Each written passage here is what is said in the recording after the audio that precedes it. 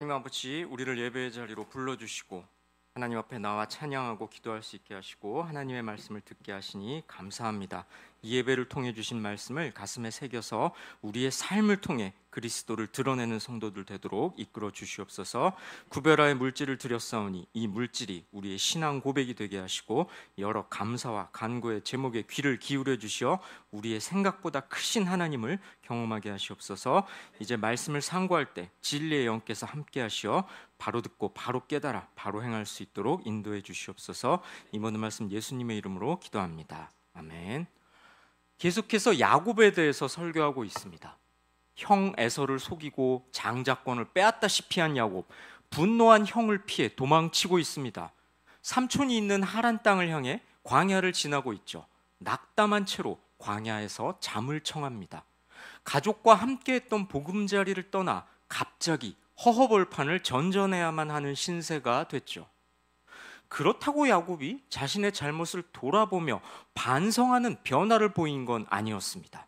이때까지 야곱은 별로 달라진 것이 없는 옛사람 그대로의 모습이었습니다. 그런데 그때 하나님은 야곱을 찾아가셨습니다. 그리고는 중요한 선언을 하십니다. 우리는요, 이 하나님의 선언을 유심히 살펴봐야 합니다. 아까 봤던 말씀인데요, 다시 한번 볼까요? 28장 13절 함께 읽습니다. 또 본즉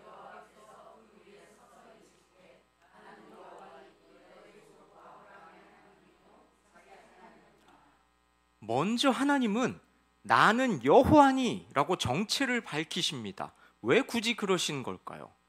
여러분, 우리가 통화를 할 때 물론 번호에 이게 누구로부터 온 전화다라는 게 요즘에는 이렇게 찍히지만 그래도 저 누굽니다라고 밝히는 경우 있지 않습니까? 뭐 그것이 예의라서 그러기도 하지만 상대가 잘 모를까봐, 헷갈려 할까봐 그런 경우가 있죠. 뭐 비슷한 것 같습니다. 하나님께서 나는 여호와니 라고 그렇게 말문을 여신 겁니다. 왜요? 이때까지 야곱은 하나님을 분명하게 인식하지 않고 있었던 겁니다. 지난번 설교에서도 살펴봤듯이 야곱은 하나님이라는 분을 별로 의식하지 않고 살았던 거죠. 장자권만 봐도 그렇습니다. 장자는 누가 정합니까? 하나님이 정하시죠. 그걸 바꿀 수 있는 인간이 어디 있습니까? 그리고요, 그 장자권으로부터 비롯된 복을 주시는 분도 하나님인데 얄팍한 속임수로 그걸 자기가 조정할 수 있다고 생각한 것부터가 하나님은 안중에도 없던 겁니다. 그런 야곱에게 하나님께서는 나는 여호와니 이 말씀을 하신 거죠. 게다가 너의 조부 아브라함의 하나님이요 이삭의 하나님이라 이렇게 정체를 분명하게 밝히신 겁니다. 일단 그렇게 말씀을 시작하신 거죠. 중요한 말씀을 꺼내기에 앞서 하나님 당신의 존재를 분명하게 하신 겁니다. 자, 이제 또 무슨 말씀을 하시는지 볼까요? 이어지는 말씀 13절 14절인데요. 함께 읽습니다. 내가 누워있는 땅을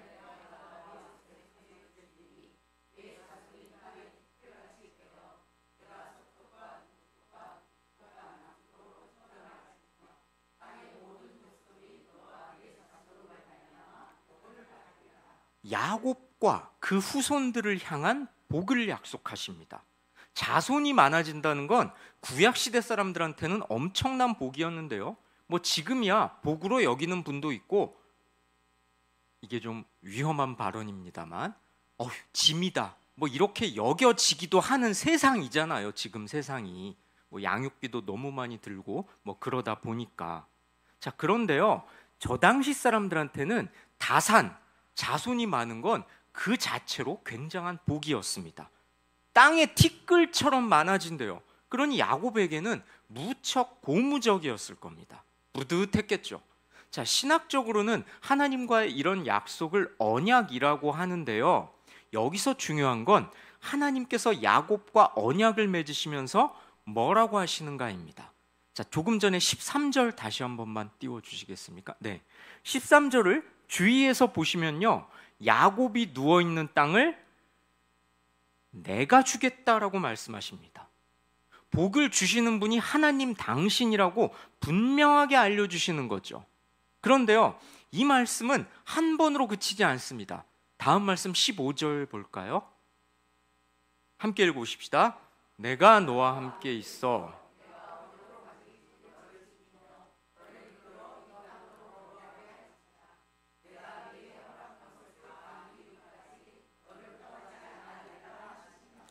말씀을 잘 보세요. 뭐가 반복되나요? 무슨 단어가, 무슨 말이 반복됩니까? 내가라는 말을 반복하십니다. 야곱과의 약속을 이루는 분이 하나님이라는 걸 분명히 명시하신 거죠. 왜요? 복의 근원이 당신, 하나님 당신이라는 걸 확실하게 드러내신 겁니다. 그렇습니다. 하나님이 야곱에게 하신 약속의 말씀에는 아주 중요한 진리가 담겨 있었는데요, 복의 내용이 중요한 게 아니라 복을 주시는 이가 하나님이라는 게 중요했던 겁니다. 하나님 편에서 자기 백성에 대한 주도권을 가지신다는 거죠. 우리는 이 점을 간과해서는 안 됩니다. 성도 여러분, 하나님의 주도권을 온전히 인정하며 사십니까? 정령 하나님 백성이라면 삶의 주도권이 온전히 하나님께 있음을 인정해야 됩니다. 하나님께 대해서, 하나님에 대해서 이런 의식을 분명히 갖고 살아야 한다는 거죠. 혹시 말입니다, 내가 어떤 방법을 쓰면 하나님의 복을 얻을 수 있다, 이렇게 생각하고 있지는 않나요? 이렇게 생각하면서도 하나님을 알고 있고 하나님 뜻대로 살고 있다고 생각한다면 그것은 착각입니다. 내가 이만큼 교회에 열심히 봉사하고 이만큼 교회에 헌신적이니 그러니 하나님도 나에게 뭔가를 주셔야 되는 거 아닌가? 혹시 이런 마음이 우리에게 있다면 아직까지 하나님을 온전히 믿고 있지 않다는 겁니다. 하나님께서 내 삶의 주도권을 갖고 계시다는 걸 아직 인정하지 못하는 상태라는 겁니다. 이것이 바로 옛사람 야곱의 모습이었죠. 자기 인생의 주인이 자기인 줄 알고 자기 뜻으로 삶의 방향을 정했습니다. 자기 힘으로 뭔가를 이룰 수 있을 거라 생각했습니다. 그래서 당장 눈에 보이는 걸 차지하는 데 열광했습니다. 속임수를 쓰면서까지 자기가 원하는 그걸 쟁취하려 했습니다. 장자권만 얻으면, 그것만 내 손에 쥐면 다 될 거라고 생각하며 열심을 냈죠. 하지만 그 결과 어떻게 됐습니까? 그 장자권 때문에 결국 모든 것을 두고 맨몸으로 도망쳐 나와야 했습니다. 자기 꾀에 빠져 자충수를 둔 꼴이 되고야 말았죠. 광야를 걷는 도망자 신세가 되고 말았습니다. 하나님의 이름만 알았을 뿐 그분의 존재도, 그분의 주권도 온전히 인정하지 못했던 야곱은 이제 하나님의 개입과 간섭 없이는 아무런 희망을 볼 수 없는 상태에 이르렀습니다. 하나님께서는 야곱이 다뤄지고 빚어지기 가장 적절한 시기에 간섭하셔서 야곱 인생의 주권이 하나님께 있음을 확인시켜 주신 겁니다. 지난주였나요? 광야 사진 여러분 혹시 기억하시는지 모르겠습니다. 정말 소리 질러도 아무도 들을 여지조차 없는, 정말 내가 무슨 일을 당해도 아무도 쳐다봐 줄 수도 없는 그런 곳 광야에 있을 때 하나님께서 간섭하시기 시작하셨다라는 거죠. 성도 여러분, 우리 또한 마찬가지입니다. 야곱을 향해서 내가를 강조하신 그 하나님께서 우리에게도 동일한 말씀을 하고 계시다는 걸 알아야 합니다. 우리는요, 우리 삶에서 하나님의 주도권을 인정해야 합니다. 그런데요, 많은 사람들은 하나님의 주도권보다 하나님이 주실 복에 더 관심을 둡니다. 아까 봤던 말씀인데요, 다시 한번 볼까요? 네, 글씨가 좀 작지만 읽진 않고 눈으로 한번 자세히 보시기 바랍니다. 보시는 동안 저도 잠깐 쉬죠. 숨이 좀 차네요. 보셔야 됩니다. 이 구절에서 뭐가 반복된다고요? 내가라는 표현이죠. 시종일관 하나님이 강조하시는 건 내가, 다시 말해 하나님이 주신다는 겁니다. 이 구절에서 중요한 건 하나님이 야곱에게 주시겠다는 복의 내용이 아닙니다. 복을 주시는 분이 하나님이라는 게 중요한 거죠. 그런데요, 복을 주실 하나님보다 복의 내용에 관심을 두는 건 하나님을 우상처럼 대하는 거나 마찬가지입니다. 여러분, 하나님은 자동 판매기가 아닙니다. 우리가 요청하면 주셔야 되는 분이 아니라는 거죠. 우리는 하나님께 뭔가를 맡겨놓은 입장이 아닙니다. 복을 주시고 말고는 하나님 뜻에 달린 겁니다. 성도 여러분, 그러니 우리는 반드시 알아야 합니다. 복을 달라고 하나님께 요청하기 전에 복 주시는 분이 누구인가? 다시 말해, 내 삶의 주도권을 누가 쥐고 있는가? 누가 내 인생의 주권자인가? 이 문제를 먼저 생각해야 한다는 거죠. 여러분, 조금만 생각해봐도 그렇지 않습니까? 하나님이 자꾸 나에게 무엇을 주시길 기대하는데 사실은 그 하나님이 주실 복, 우리가 바라고 우리가 마음속에 생각해 놓은 그 복보다 하나님 자신이, 하나님 그분의 존재 자체가 우리에게 복이지 않겠습니까? 그 하나님께서 나를 불러주시고 나를 이렇게 예배당에 오게 하시고 나를 당신의 자녀로 삼아주신 그 자체가 복이지 않겠습니까? 그런데 우린 그걸 자꾸만 망각합니다. 그리고 자꾸 무엇을 주시기를 요구하고 그 주시는 것이 복이고 그 주실 것에 관심을 두곤 하죠. 하나님께서 내 삶의 주도권을 쥐고 계시다. 이 문제를 우리는 가장 먼저 생각해야 한다는 겁니다. 야곱을 향해 복 주시겠다는 하나님의 약속 속에서 우리는 이 점을 다시 한번 정직하게 점검해 봐야 합니다. 내가 정말 그걸 알고 있는지, 그걸 기반으로 하나님과 관계를 맺고 있는지를 말입니다. 성도 여러분, 그렇다면 말입니다. 하나님의 주도권을 인정한다는 건 구체적으로 뭘까요?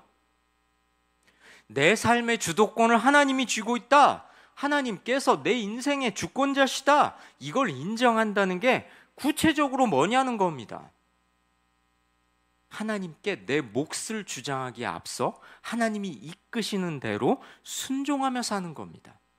그런 삶이 하나님을 신뢰하는 삶이고요. 하나님께 모든 것을 맡기고 사는 삶입니다. 하나님을 자기 삶의 중심에 두고 사는 것이라고도 할 수 있겠죠. 그런데요, 어떤 사람들은 이렇게 살게 되는 걸 두려워합니다. 하나님이 주도하시는 인생은 어쩐지 재미가 없을 거라고 생각하는 거죠. 내 삶의 주도권이 하나님께 있다고 인정해버리면 손해를 보는 것 같다면서 거부합니다. 그런데요, 자기 본성대로 원하는 걸 다 하면서 예수를 믿는 건 불가능합니다. 하나님 말씀을 따른다면 신앙의 울타리 안에서 제재되는 것들이 분명히 있습니다. 그런데요, 그런 점에서 예수 믿는 일이 재미없다고 하는 사람은 진짜 기쁨을 맛보지 못한 사람입니다. 맛보지 못했으니 모르는 것이죠. 성도 여러분, 하나님 믿는 일을 손해보는 것으로 여기지 마시기 바랍니다. 주님만이 주실 수 있는 참된 기쁨이 있기 마련입니다. 기독교는요, 재미를 말하는 종교가 아닙니다. 기쁨을 말하는 종교죠. 그러니 예수를 믿으면 세상에서 누리는 재미는 상실할 수 있습니다. 하지만요, 예수를 믿으면 세상이 줄 수 없는 평안과 기쁨을 얻습니다. 이것이 결정적인 차이죠. 모르겠다고요? 이제부터 찾고 구하시기 바랍니다. 세상의 좋은 것들과 비교할 수 없는 만족을 찾으시는 분께 우리 하나님께서 주실 겁니다. 그런데요, 그 하나님께서 원하시는 건 바로 이겁니다. 바로 이걸 원하신다는 거죠. 28장 13절 말씀 다시 한번 함께 읽습니다.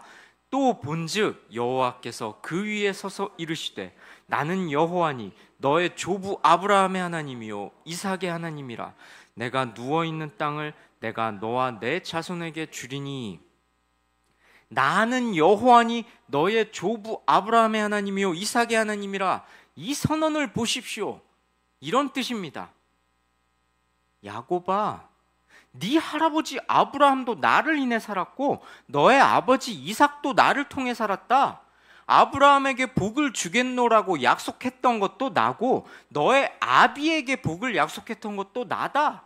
너 야곱은 이제 너의 할아버지 아브라함과 아비 이삭이 그랬던 것처럼 나를 의지해 살아야 한다. 네 삶의 주도권은 나에게 있다. 나를 신뢰하며 살아야 한다. 이것이 바로 저 선언의 의미입니다. 하나님은 우리에게 요구하십니다. 하나님의 주도권을 인정하며 사는 것, 그것이 얼마나 복된지 알고 그것을 누리기를 원하십니다. 우리 하나님은 야곱을 다루셨던 방식과 마찬가지로 우리를 다루며 간섭하십니다. 그리고 그것을 우리가 온전히 신뢰하기를 원하십니다. 그래야 할 때 우리는 내가 주리라, 이렇게 야곱에게 말씀하셨던 하나님께서 우리 삶에 세밀하게 간섭하시는 걸 느끼게 될 겁니다. 용기를 얻을 수 있고요, 세상 그 무엇과도 바꿀 수 없는 안정감을 느낄 수 있을 겁니다. 성도 여러분, 내가 주리라, 이 내가의 자리에 누가 앉아 있습니까? 돈, 명예, 권력, 지위, 학벌, 근사한 배우자, 아니면 그 모두를 쥐고 자기 뜻대로 흔들고 싶어하는 당신이 앉아 있습니까? 예수 믿는다고 하면서도 여전히 내 삶의 주인 자리를 하나님께 드리지 않습니다. 많은 성도들이 여전히 자기가 주인된 삶을 살고 싶어 합니다. 너무 바빠서 교회 못 오겠다고 합니다. 너무 바쁘니 그 일은 교회가 하자고 하는 일, 목사님이 함께 해보자고 하는 일, 너무 바빠서 못 하겠다고 합니다. 자기 시간의 주인이 자기 자신이라는 거죠. 여러분, 시간의 주인은 하나님입니다. 여러분 삶의 주도권을 하나님이 쥐고 있다면 그 전부터 다시 확인하시고 점검하시기 바랍니다. 하나님이 함께 하실 걸 믿는다고 말하죠. 하나님이 나를 도우실 것을 믿는다고 말입니다. 제 편할 때만. 하나님이 함께 하실 걸 나는 믿어요. 하나님이 나 도와주시겠죠. 그렇게 고백하면서 그 고백에 합당한 삶의 자세가 없습니다. 내가의 자리에 하나님이 아니라 자기가 앉아 있습니다. 하나님은 그저 강력한 후원자가 되주시면 된다고 생각합니다. 내가 내 하고 싶은 거 이루며 열심히 살 테니 하나님은 나를 좀 도와주시면 된다. 내가 가끔 교회 가서 복을 빌 테니 그냥 나를 좀 도와주십시오. 혹시 이렇게 생각하고 있지는 않습니까? 그런 분이라면 내 인생의 주인 되신 하나님을 들러리로 좌천시키는 겁니다. 그런 삶이란 하나님을 믿지 않는 삶이죠. 자, 그렇다면 인생의 주도권을 하나님께 둔 사람은 뭐가 다를까요? 어떨 때 티가 날까요? 그런 사람은 위기 상황에서 다릅니다. 어떻게 저 사람은 저럴 수 있어?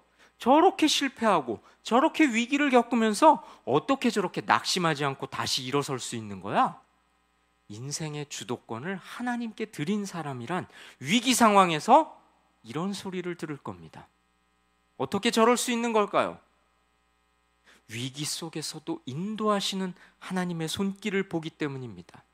지금은 비록 위기를 겪지만 이 위기를 통해 하나님께서 나를 빚으셔서 마침내 선한 결론으로 이끄신다는 걸 믿기 때문이죠.